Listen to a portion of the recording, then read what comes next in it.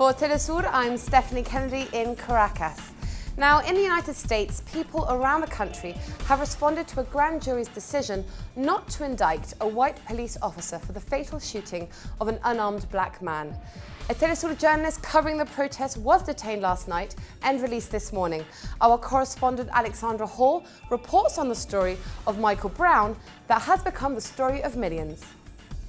A grand jury's decision that there is no probable cause to indict Officer Darren Wilson in the killing of an unarmed black teenager Michael Brown has ignited ongoing protests in St. Louis and dozens of other U.S. cities. Evidence that racially unequal policing is bigger than Ferguson. It's deeply resonating with people, and I understand. And it feels good to know that everybody feels the same way we feel.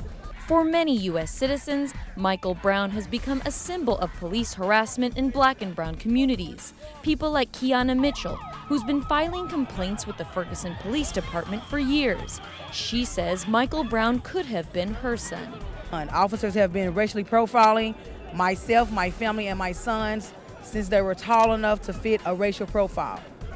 With African Americans incarcerated at 6 times the rate of whites, white privilege has become impossible to ignore, even for those looking in from the outside. If I can see it and it's real, then there is no denying it. What these people are fighting for is 100% their livelihood, and it's something they live every single day. As protests continue to grow and Officer Wilson remains free, each night is a continuing testament that soon something will have to change. Alexandra Hall, Ferguson, Telesur.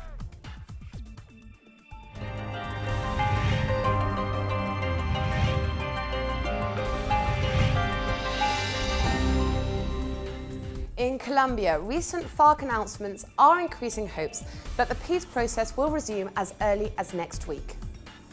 Late this morning, Colombian President Juan Manuel Santos announced that General Ruben Dario Alzate would be released this Saturday, 29th of November, which will be almost 2 weeks after he was captured by the FARC in the western coastal region of Chocó.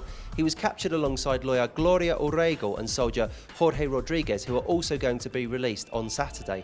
Now, Santos at the time called off the peace talks and said that they could not continue until Alzate was released. So it can be hoped that as of next week the peace talks will get underway again. The big question surrounding Alzate's release is whether he'll be able to explain what exactly he was doing in an area of heavy guerrilla activity dressed as a civilian with no security protection. Charles Parkinson in Bogota, Colombia. Also in Colombia, the military has destroyed over 9,000 weapons that were confiscated from the FARC, ELN guerrilla groups and criminal gangs. The melted down metal will be used for housing, school and hospital structures in areas of armed conflict. Earlier this year, 18,000 weapons were destroyed. In world news, our correspondent in Liberia tells us how organization is slowly defeating the Ebola virus. In late August and September, there were over 100 cases, but since October, occurrences have decreased to 10 and 20 cases per day. Authorities hope to achieve 5 per day in a few weeks and 0 later on. This working group, coordinated by local authorities with the participation of multiple agencies and international governments, has witnessed the difficulties in coordinating the world against Ebola. But the thing is, although the results of this effort have been slow, they are succeeding.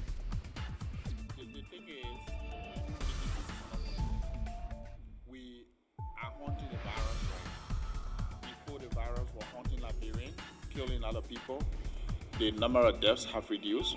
If you look at the burial team's record, the number of confirmed cases have also reduced. If you look at the laboratory confirmed cases, if you also look at the number of admissions into ATU and those being positive, you find out that there's decrease in the cases. And we are confident that we can bring the virus under control. The authorities emphasize the effectiveness of interventions that are taking place. There are beds available for patients in all counties. The Boreal team does its job in less than 24 hours. And above all, people now take every precaution because they know how the disease is transmitted. The government has even authorized the electoral campaign for the Senate, which defies the ban on mass gatherings. One of the 11 candidates in Montserrado County is George Wee, returning to the presidential marathon with studies but without economic resources. To cries of Amanda Wetu prioritizes health and education to lift people out of the poverty under which most live. Although there are no polls that we know of in Montserrado County, the two main rivals are George Wee and Robert Sirleaf, son of the president, who has made a fortune since he was appointed head of the oil. Both have set their sights in the 2017 presidential elections. Desde Monrovia, Oscar Repelde para Telesur. Israeli soldiers shot at a Palestinian man yesterday, and many Palestinians still remain homeless after the Israeli attacks earlier this year. A young Palestinian was hospitalized last Tuesday after an Israeli soldier shot him in the head with a rubber coastal bullet in the At-Tur neighborhood of East Jerusalem. Medics said that the Palestinian unidentified young man sustained a skull fracture and was in moderate to serious condition. Separately, Israeli troops fired tear gas and rubber coastal bullets at Palestinian mourners during a funeral in the Tur neighborhood, injuring Jasser Abu al-Hawa, 55-year-old, and his 18-year-old son Ahmad. Additionally, clashes between Palestinian protesters and Israeli forces broke out in the Al-Lawza area of Silwan neighborhood. Meanwhile, in Gaza, hundreds of Palestinian homeless in the Gaza Strip are forced to take shelter from the rain in tents around their damaged homes. Those families lost their housing units during Israel's Protective Edge offensive, and they are suffering the cold and rain as winter is approaching. Look at the way we are living here. It is so cold and rainy, and our children are getting the flu and diseases. All of this because of the Israeli war and the delay in finding and offering us a new healthy housing unit. In the next few days, a storm will approach. May God ease it on us. However, 28 trucks of cement entered the Gaza Strip Tuesday in only the second delivery of building materials for the private sector since a 51-day summer war on the coastal enclave.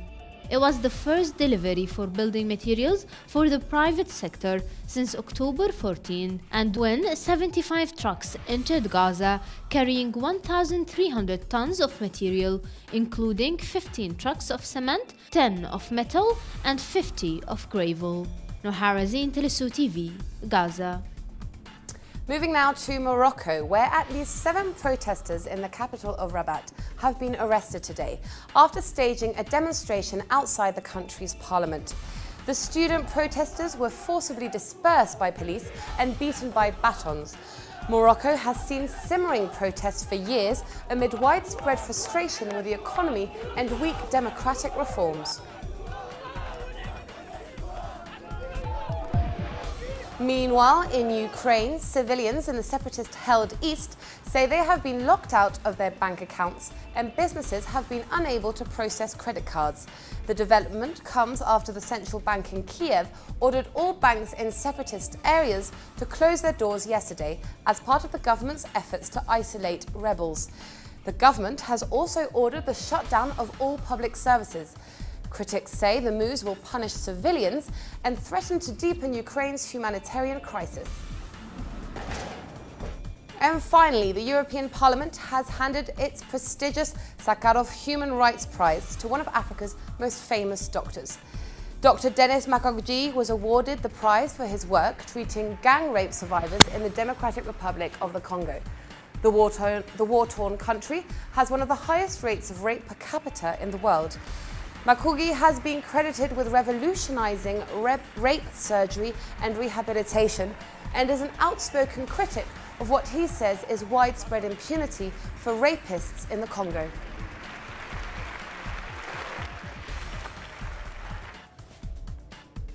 And we end tonight's news with sport in Argentina.